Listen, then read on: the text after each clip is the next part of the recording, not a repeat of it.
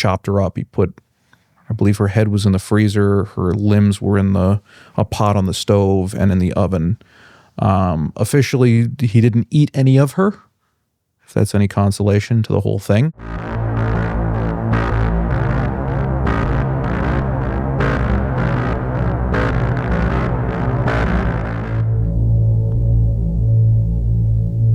Welcome to Creeps, Crimes, and Cryptids, brought to you by Ghost City Tours, the world's #1 ghost tour company. Now, this is the show where we take one city at a time and tell the weirdest, darkest, and most unexplained stories tied to that place. Every episode, we cover 3 topics: one creepy story, one crime, and one cryptid, all rooted in history, folklore, or things people swear actually happened. Now, we're not here to tell you what to believe. We just like good stories. I'm Carter. I'm here with my good buddy Paul, and today we're starting in our own backyard, the creepiest city in America, New Orleans, Louisiana. We're talking about the Carter brothers, no relation, the murder of Zach and Addy, and we'll wrap it up with the Grunch, a Louisiana cryptid. Now, let's get right into it. Now, New Orleans has a lot of ghost stories, but this one starts with a family, not a haunted house. The Carter brothers' case sits in that uncomfortable space between folklore and documented history, with witnesses, records, and just enough unanswered questions. Now, Paul, why don't you kind of walk us through this story? Okay, so the story of the Carter brothers is essentially this. It's 1932.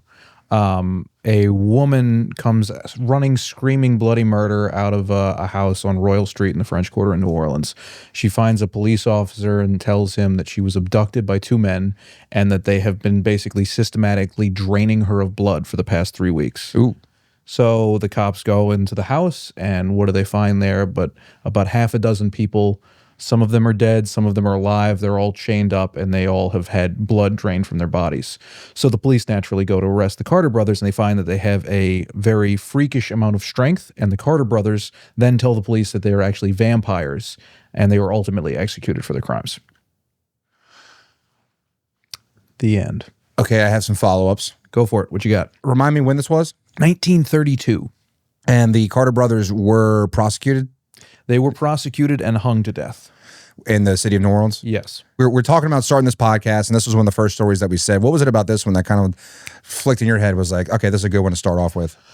It's a lesser known creepy story about New Orleans, so I think that kind of catches the attention, right? It's also horse shit. Oh. There is no documented. Now remember, we're not telling you what to believe. There is no documented evidence that the Carter brothers ever existed. Also, there's no such thing as vampires.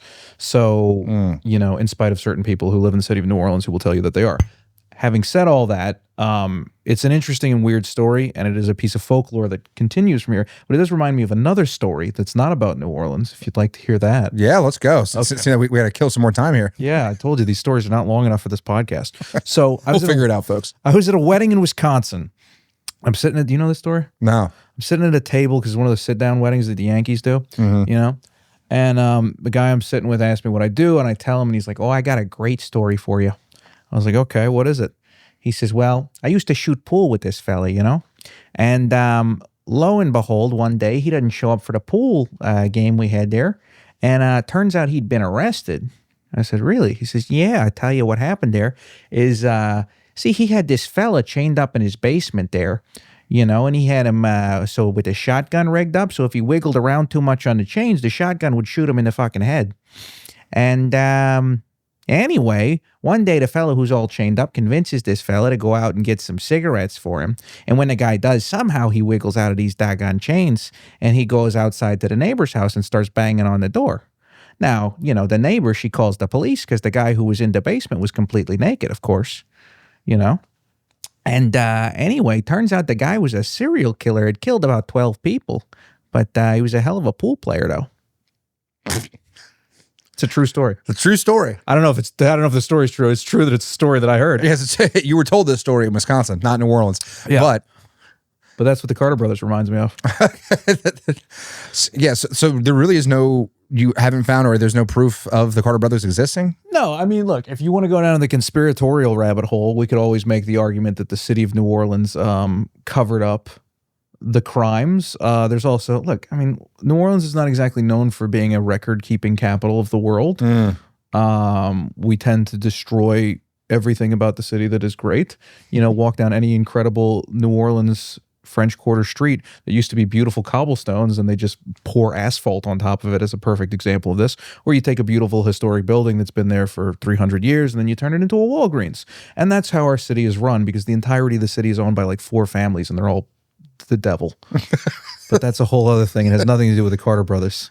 I'm not going to be good at this podcast. It might have everything to do with the Carter brothers. Vampires. Other interesting thing about vampires, there is a subculture in New Orleans of people who are modern day vampires. Okay. And it's, I don't know what the proper nomenclature is, and I don't want to offend anybody, but it seems to be more of a sexual thing.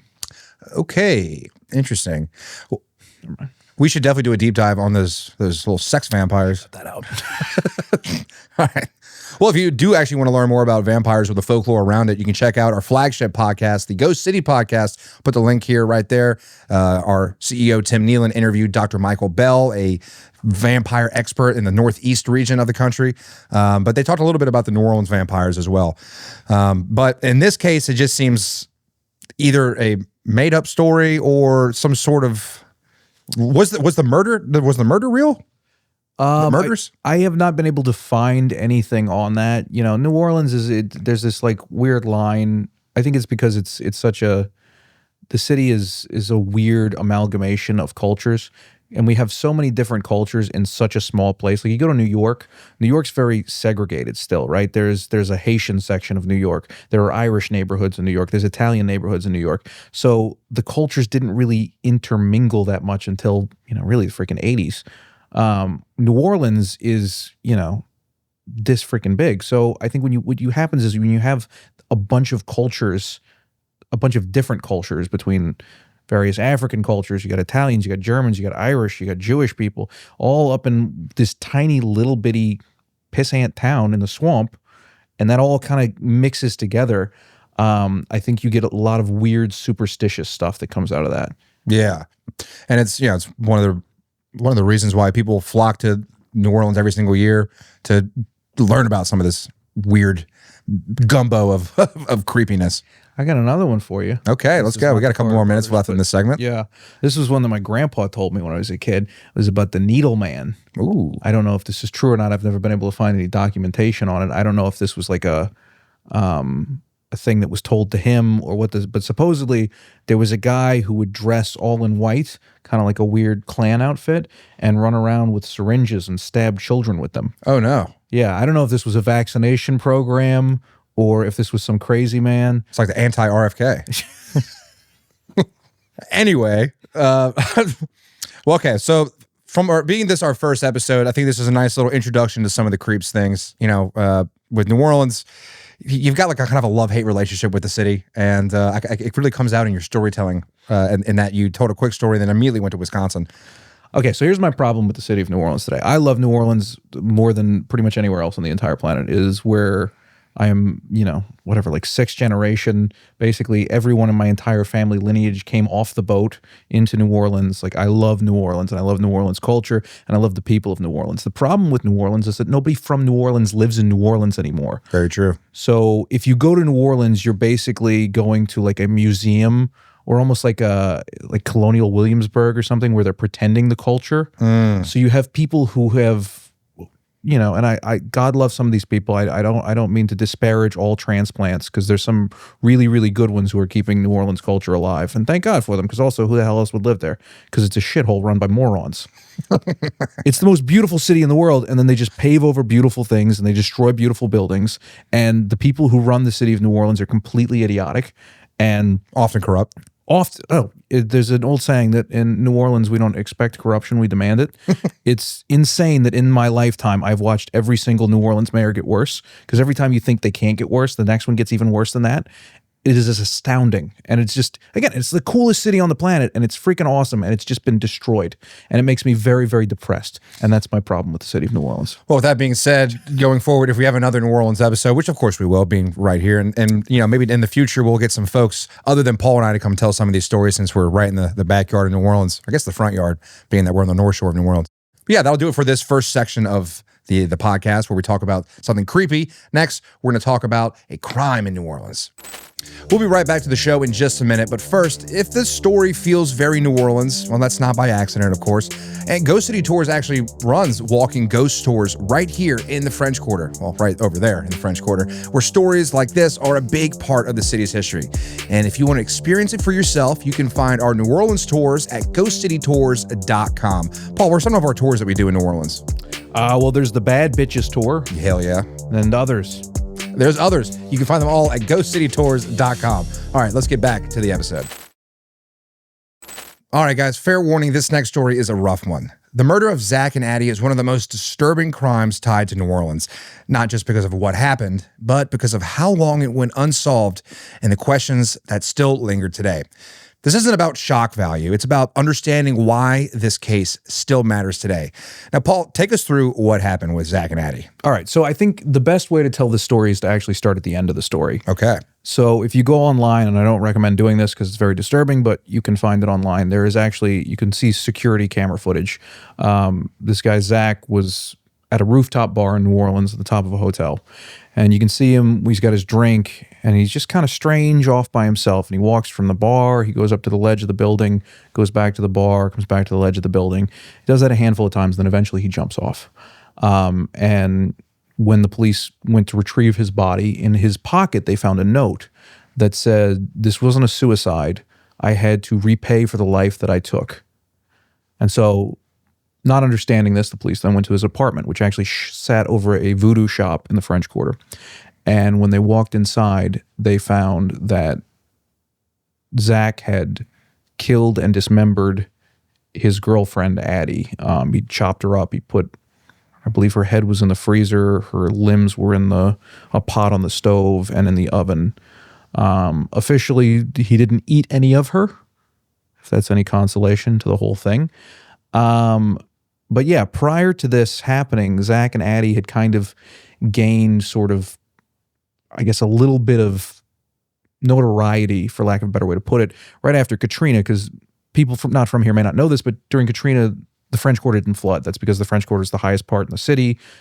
That's the reason that the French Quarter was first built there, because we live in a bowl in a swamp, and they found the high part of the ground to build the city of New Orleans when they started it, and then subsequently we built out into the swamp, and the city flooded during the hurricane. That's neither here nor there. So anyway, during the Katrina, the French Quarter didn't flood. And Zach and Addy were this couple who basically were barbecuing and cooking for all the first responders who were going out and searching and pulling people out of houses and stuff like that. So they were on the front page of CNN. They got a lot of press coverage for this. And, in the aftermath of Katrina, a lot of things went wrong for a lot of people. Again, like in a lot of cases, this probably, if you're not from here and you weren't around for this, you probably don't realize this, but like New Orleans didn't recover from Katrina till like 5 seconds ago. It was a long process of, frankly, just local corruption and idiocy from our local government, idiocy from the federal government, idiocy all around, basically.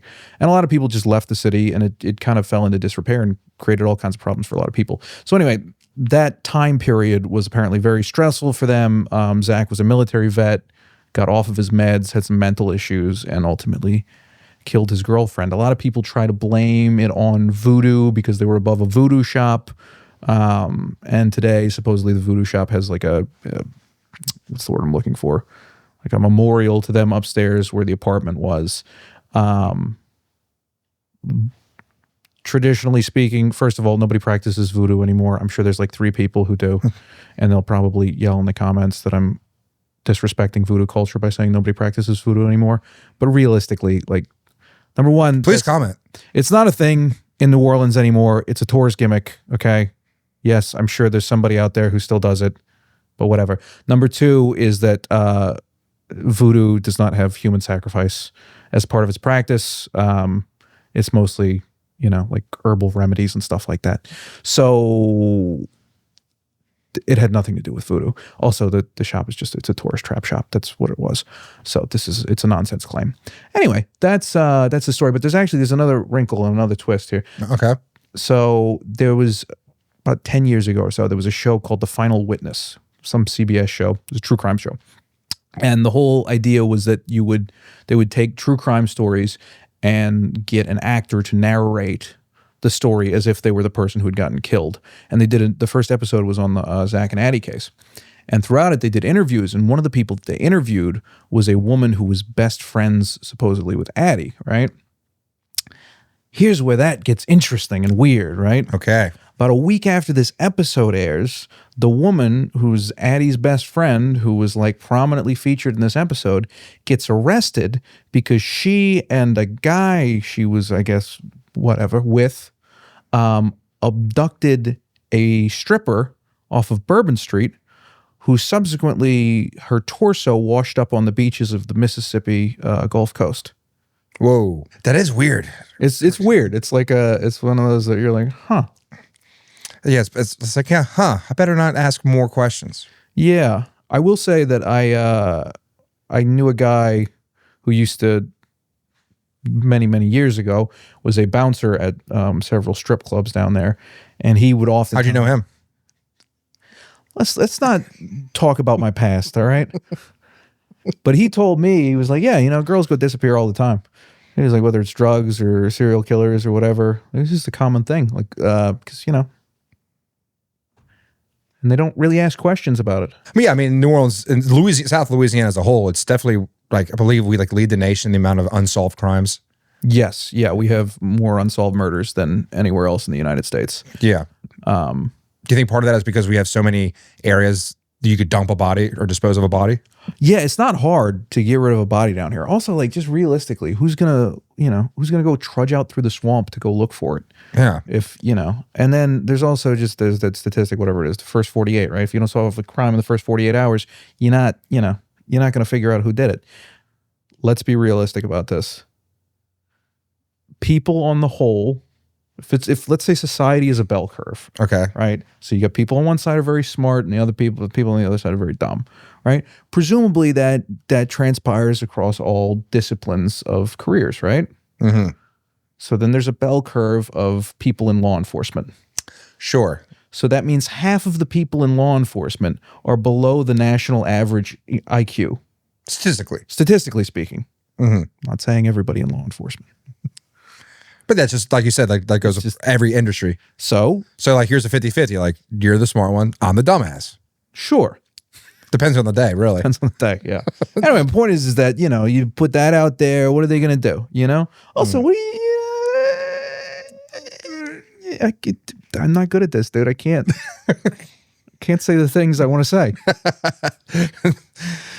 Well, as Paul attempts to not censor himself, or really censor himself in many different ways, as he learns how to actually be a podcaster, that is kind of a wrap on the crime section of, what's the show called? Creeps, Crimes, and Cryptids? That sounds right. Sure. Yeah, sure. The thumbnail's going to be different every single time, or the title's going to be different every time. It's the Taco Bell presents Creeps. Right. But we could have a whole entire show about unsolved murders and crimes in Louisiana. But so this is just a little taste for you. If you think of one, or there's a crime or a place that you're interested in learning about, or for us discussing, let us know in the comments below. But let's move on to the next part. All right, quick pause. So look, if you're watching this content, clearly you like weird stuff. Did you know that Ghost City Tours operates in cities across the United States? That's right, we're not just in New Orleans, damn it. You can take a tour in almost every state in the Union, and pretty soon anywhere in the world. Don't quote me on that. But if you're not in a place where we offer tours, you can also check us out on YouTube on Ghost City Tours. We have all kind of weird, macabre, creepy stuff, and all kind of stuff is coming at you all the time. Anyway, let's get back to the show. All right, let's end this thing on something a little lighter, Paul. We're talking about a Louisiana cryptid that we just found out about this cryptid a few weeks ago. But to close things out, we're heading just outside of the city of New Orleans into the swamps. And if you grew up near New Orleans, there's a good chance you've heard of the Grunch. I hadn't before, besides Benny Grunch and the Bunch, which is just a parody band that did like Christmas songs and such. But it's either a folk tale or scare tactic, or something people believe it's still out there.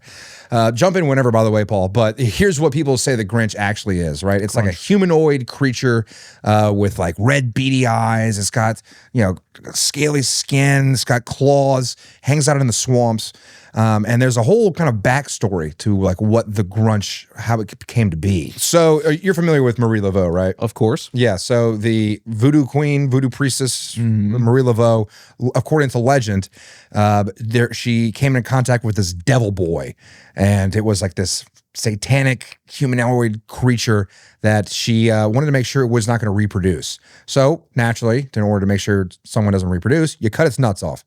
So Marie Laveau cuts off the nuts of this devil boy creature, and the left and the right nut fall to the ground and then become its own creatures, a male and a female, and they start attacking Marie Laveau. She barely escapes with her life, but getting away from that, these two now creatures we know as the Grunch, I guess, started mating, maybe made some more of them, and then went out in the swamps. And they can be found around like the Morse area, which you say you don't like Morse.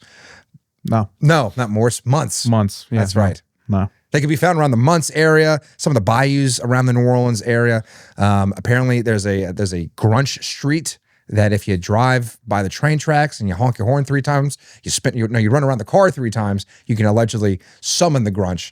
But that's all I know about the Grunch. What does the Grunch do? Does it eat something? Yeah, well, it would like attack you with its claws, and it's like the size of like a small child, and it's This guy had some big balls, dude. yeah, this devil boy, Devil head boy had some heavy nuts. yeah, it's but.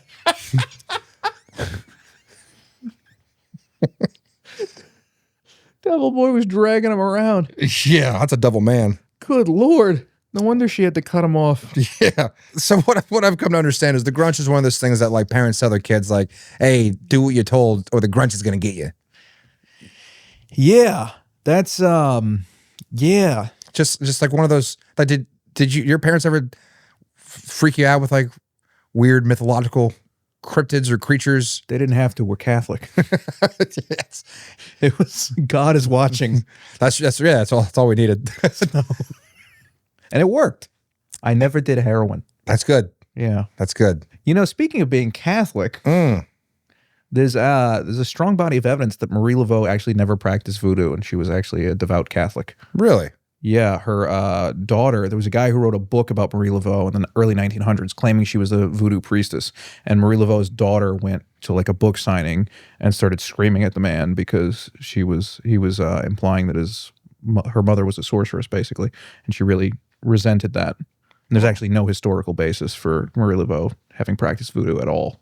What time period was she living in? Do you remember? She was late 1800s. Okay. I believe. Yeah, so that creates a lot of opportunity for making shit up. Yeah, basically. There's another very, very depressing story.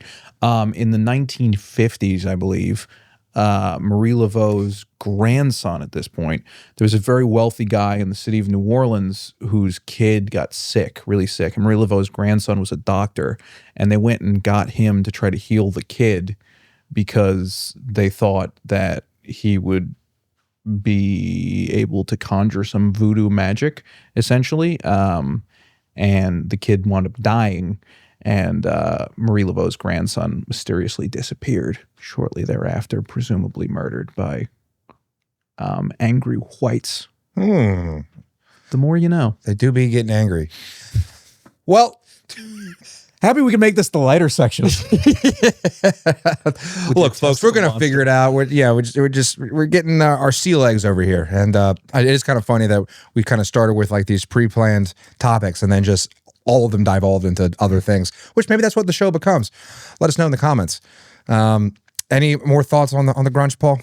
All I know is that this story is nuts. Well, that's probably going to about do it for this episode, the very first episode of Creeps, Crimes, and Cryptids.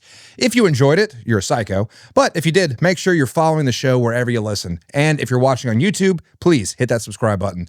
We're going to try and drop new episodes about every week or so, Paul, and each one is going to be focused on a different city. I think we'll have a couple of New Orleans ones as we get kind of our sea legs, or do some stories that we're kind of familiar with, some of the stuff that we grew up with, but we want to focus on cities in which Ghost City Tours operates. And if you like what we're talking about, you like some of these stories, you can go to ghostcitytours.com and book your tour today, the #1 ghost tour company in the United States.